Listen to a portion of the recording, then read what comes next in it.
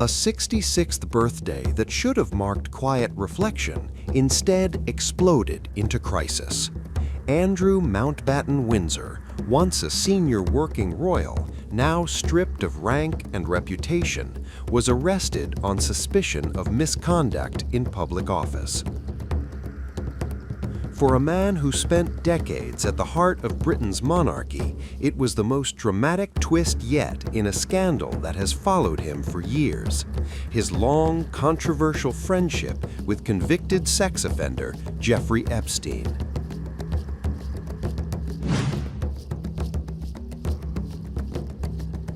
At the center of the current investigation are claims that during his tenure as a UK trade envoy, Andrew may have passed sensitive government information to Epstein.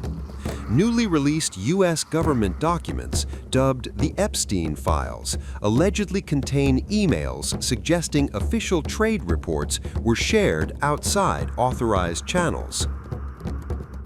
Under British law, misconduct in public office is a serious common law offense.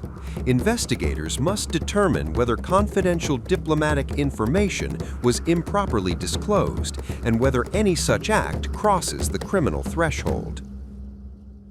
Police are also assessing allegations that a woman was trafficked to the United Kingdom by Epstein for an encounter with Andrew. No charges have been filed, and Andrew has consistently denied any unlawful conduct, but the weight of cumulative accusations has intensified scrutiny to an unprecedented level.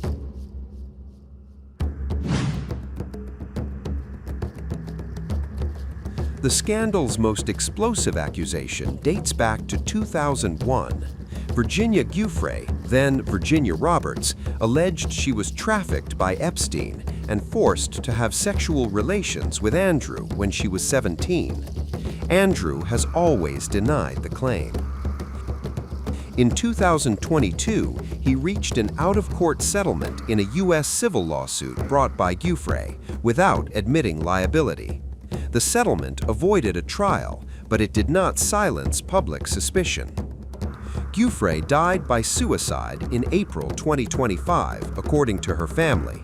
Her death reignited debate over accountability and the lasting trauma linked to Epstein's network.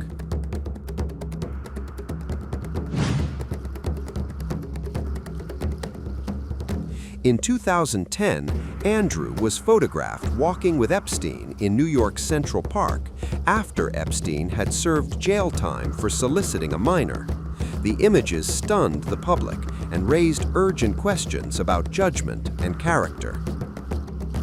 In 2019, Andrew's now infamous interview on BBC's flagship program Newsnight backfired spectacularly. His attempts to explain the friendship were widely criticized. Within days, he stepped back from public duties. By 2025, after further documents suggested he maintained contact with Epstein longer than previously acknowledged, King Charles III formally removed his royal titles. Andrew vacated Royal Lodge and retreated from official life.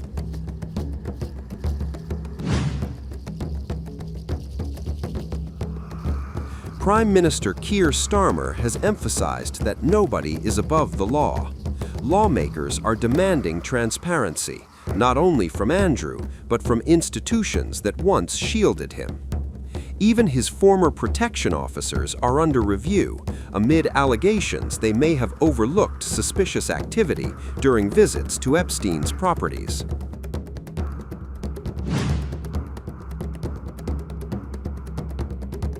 For decades, former Prince Andrew embodied privilege and proximity to power.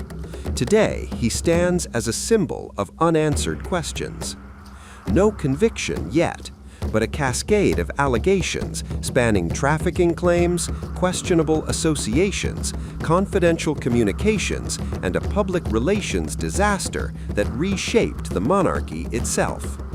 The investigation continues, and with it, a reckoning that reaches far beyond one former prince into the very credibility of British royal institution once again. The name Jeffrey Epstein refuses to fade. Newly released documents from the United States Department of Justice reveal a series of emails that appear to show Jeffrey Epstein inviting the Duke, a man believed to be Andrew Mountbatten Windsor, to meet a young Russian woman in London. The emails date back to August 2010. That is just 1 month after Epstein completed his jail sentence for soliciting a minor, and 2 years after his conviction. The messages are signed simply A, with a signature that appears to read HRH Duke of York KG.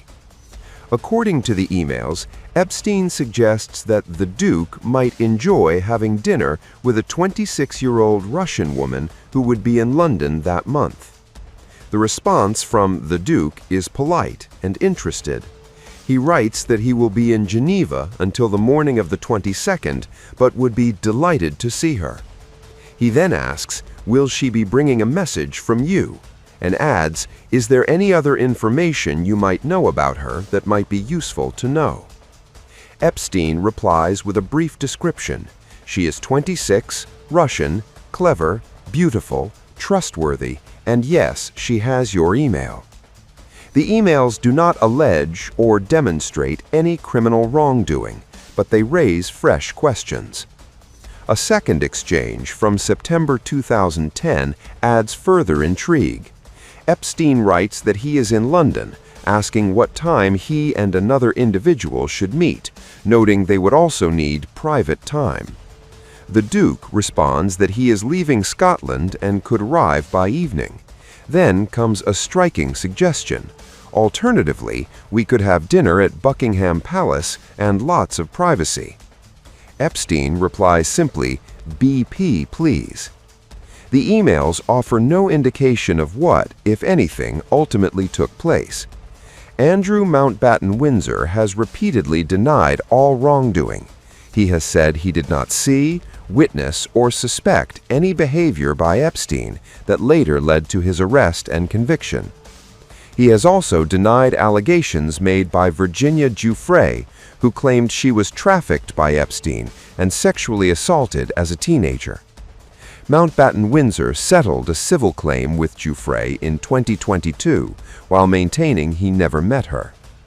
Meanwhile, newly released photos in the Epstein files appear to show Prince Andrew on all fours over a woman lying on the ground. The newly released emails are part of a vast disclosure of more than 3 million documents, including thousands of videos and hundreds of thousands of images made public by the U.S. Justice Department. Many of the files remain heavily redacted. Some are entirely blacked out. The release comes after a deadline mandated by U.S. law, signed by President Donald Trump. Years after Epstein's death, his correspondence is still emerging, not as accusations, not as verdicts, but as fragments of access, proximity, and privilege. And once again, the Epstein files force uncomfortable questions into the open about who had the door opened for them and who was willing